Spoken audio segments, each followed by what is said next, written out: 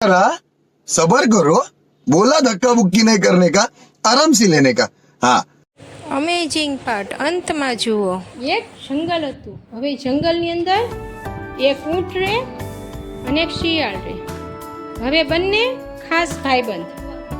હવે ઊંટ અને શિયાળ જ્યાં જ્યાં જાય તે બંને સાથે જાય. હવે એક દિવસ ઊંટ અને શિયાળ છે ને શેરડીના ખેતરમાં ગયા.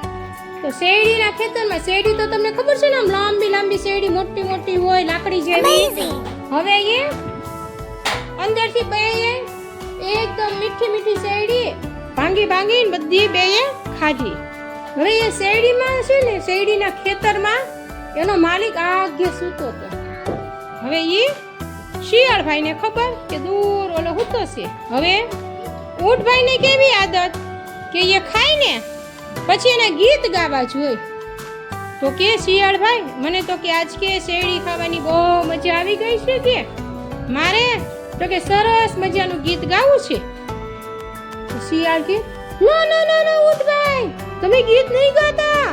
દૂર સામે શેરડીના ખેતરનો માલિક સૂતો છે, એ જાગી જશે તો આપણને બેયને બહુ મારશે. ઊંટ તો માનો નહીં. તો ઊંટ કે અરે કોઈ મારે નહીં કે, પણ મને તો ગીત ગાવાનું મન થયું છે, હું તો ગીત ગાઈશ તે.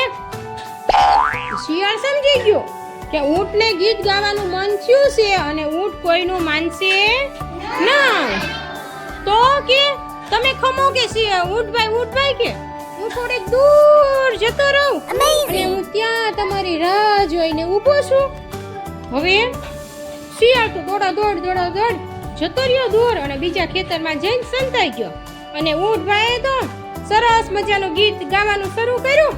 તો એના ગીતનો અવાજ સાંભળીને ઓલા ખેતરના માલિક સૂતો હતો ને, એ જાગી ગયો અને એને ખબર પડી ગઈ કે મારા ખેતરમાં કોક ઘૂસી ગયું છે અને મારે શેરડીને નુકસાન કર્યું છે. પછી તો મોટો જડ્ડો લાકડીનો દંડો લઈને આવ્યા અને ઊંટ ભાઈને તો મારવા જ મીંડા. જ્યાં સુધી ઊંટ ભાઈ માર ખાઈને બેભાન ન થઈ ગયા ને ત્યાં સુધી એને બહુ જ માર્યા. હવે શિયાળ ભાઈ આવ્યા અને શિયાળ ભાઈ ઊંટ ભાઈના કાનમાં કહે, મેં તમને ના પાડી દી ને કે વગર વિચાર્યું ક્યારેય કોઈ કામ કરવાનું ના. આપણે વગર વિચાર્યું કામ કરવાથી આપણે હંમેશા મુસીબતમાં જ મુકાવીએ.